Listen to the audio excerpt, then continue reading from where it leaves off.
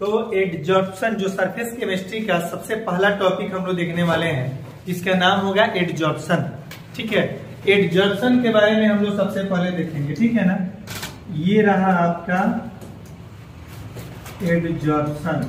ठीक है, और इसके बारे में हम लोग चर्चा करने वाले हैं यहाँ से। ठीक है, एडजॉर्प्शन का नाम आपने सुना होगा। ठीक है, बेहद महत्वपूर्ण टॉपिक है और इस चैप्टर के आगाज करने के लिए सरफेस केमिस्ट्री जैसे डिसेंट और बोर्ड के लिए जो है ना बहुत ही महत्वपूर्ण है। हाँ, सरफेस केमिस्ट्री, ठीक ना, 12 का जो चैप्टर है, इसमें जो है ना एंट्री करने के लिए सबसे महत्वपूर्ण जो टॉपिक होगा वो होगा एडजॉर्प्शन।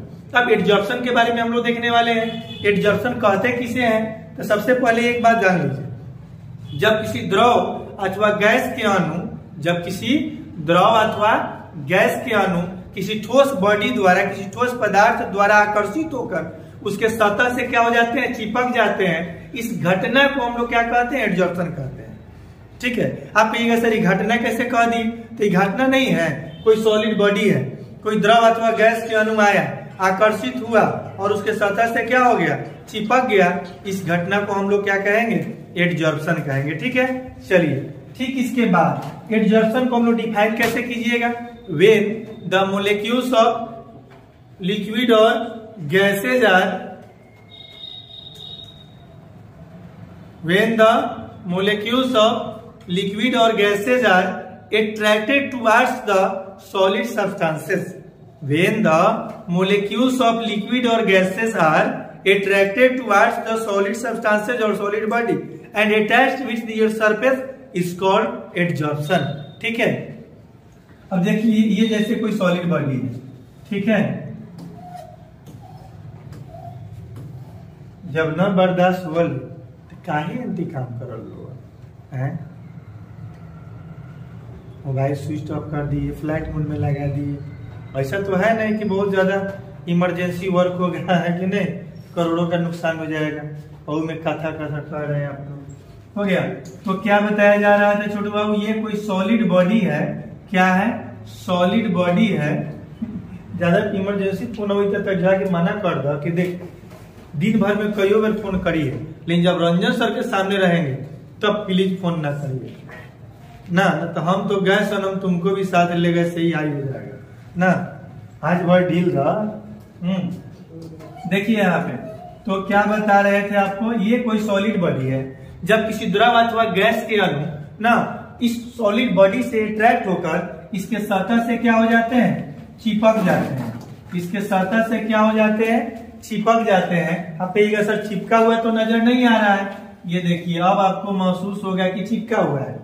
जब किसी द्रव अथवा गैस के अणु ठोस पदार्थ द्वारा आकर्षित होकर उसके सतह द्वारा क्या हो जाते हैं, चिपक जाते हैं, इस घटना को हम लोग क्या कहते हैं, इस घटना को हम लोग एडजॉर्प्शन कहते हैं। क्या कहते हैं, एडजॉर्प्शन कहेंगे। ठीक है, अधिशोषण कहेंगे, अधिशोषण कहेंगे। ठीक ना, अब देखिए, अब फिर एक नया वर्ड आप लोगों के सामने आएगा कि सर एडजॉर्बेंट किसे कहते हैं और एडजॉर्बेट, ये तीन वर्ड जो है एक दूसरे से म्यूचुअल अंडरस्टैंडेड वर्ड है। ठीक है, एडजॉर्प्शन, एडजॉर्बेंट एंड एडजॉर्बेट। ठीक है, एब्जॉर्प्शन भी बिल्कुल इसी से समानता रखता है, रिजेंबल करता है, थोड़ा सा उसमें जो है ना, थोड़ा सा एकदम जो है ना दोनों में जो है ना क्या होता है, डिफरेंस हो जाता है। हम उस पर भी डिबेट करेंगे, आपसे उस पर भी चर्चा करेंगे, उसको भी आपके सामने रखेंगे। ठीक है ना, तो ये एडजॉर्प्शन तो आप समझ गए ना।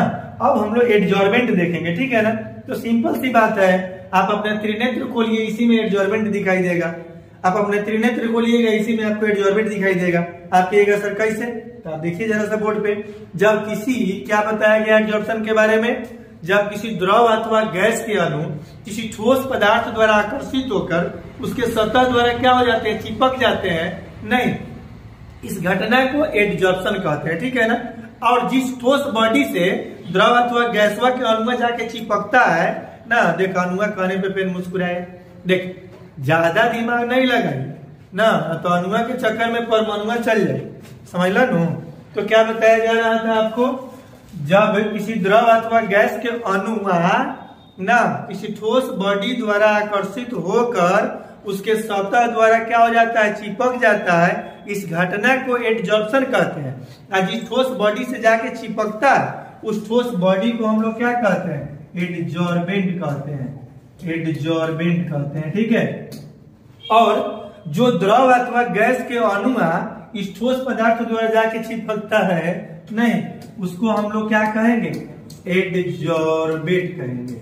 अधिशोष से आप अधिशोष एक बार में तीनों जो है ना वर्ड को आप डिफाइन कर सकते हैं।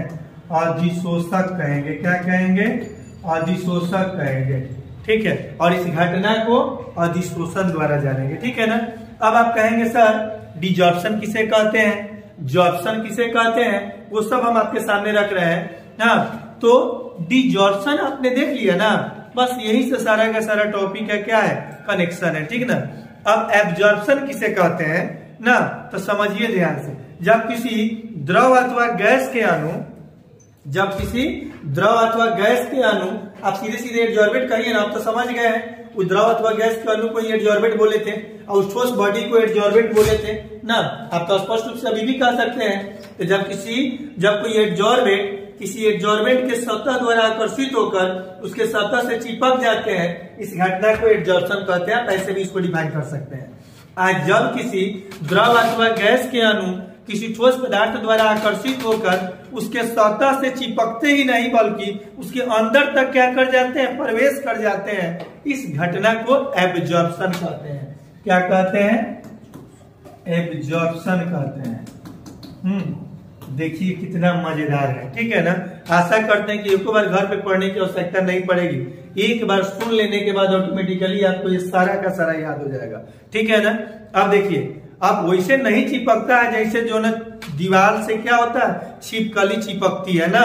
हाँ, बहुत कुछ अब दिमाग में आ गया होगा आप लोगों के। ठीक है ना। छिपकली जैसे चिपके दीवार से, सेम वैसा ही घटना आप यहाँ एडजॉर्प्शन के साथ समझ सकते हैं। ठीक है ना। हाँ, अब देखिए इस धरती पर जितना भी घटनाएं घटती है ना, समझ में आया, वो सारा का सारा जो है ना साइंस है, जो आपको पता है, हमें बताने की आवश्यकता है नहीं। अब जो है उस छिपकली जो है ना जाके चिपका हुआ है ना। आप एक काम कीजिए ना, आप थोड़ा सा बटर लीजिए, मलाई ना, अब मारिए दीवार पे, वो जाके चिपक जाएगा। तो द्रव का अणु हो गया, ठोस से जाकर के चिपक गया ना। इस घटना को हम लोग क्या कहेंगे, एडजॉर्बेट कहेंगे, सॉरी एडजॉर्प्शन कहेंगे। लेकिन अगर चिपके ही नहीं, उसके अंदर तक प्रवेश कर जाए, जैसे स्पंज लीजिए, रसगुल्ला, उसमें रसवा ना उसके आरी आरी ही नहीं बल्कि चिपकता है, बल्कि उसके अंदर तक क्या हो जाता है, घुस जाता है ना। इस घटना को एब्जॉर्प्शन कहेंगे, एडजॉर्प्शन नहीं, एब्जॉर्प्शन कहेंगे। ठीक है ना। बरसात में आप स्पोर्ट्स शू पहन के निकलिए घर से, तो बहुत सारा जल क्या करता है ना, जल ऊपर ऊपर रहता है कि अंदर तक घुस जाता है, अंदर तक घुस जाता है। इस घटना को हम एब्जॉर्प्शन कहते हैं, अवशोषण कहते हैं। क्या कहते हैं, अवशोषण कहते हैं। अधिशोषण और अवशोषण में अंतर तो समझ गए होंगे ना। और अधिशोषण और अवशोषण, अधिशोषण और अवशोषण के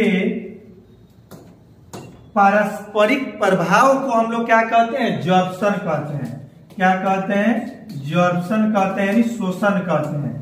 ठीक है, ये हो गया आपका शोषण।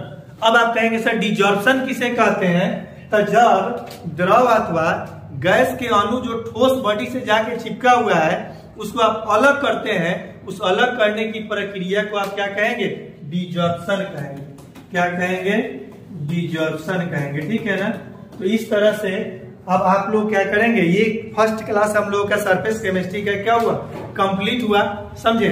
और भी जो है ना पूरे चैप्टर को कंप्लीट करने के लिए आप इस मेरे चैनल को देखते रहिए, बारीकी से समझते रहिए।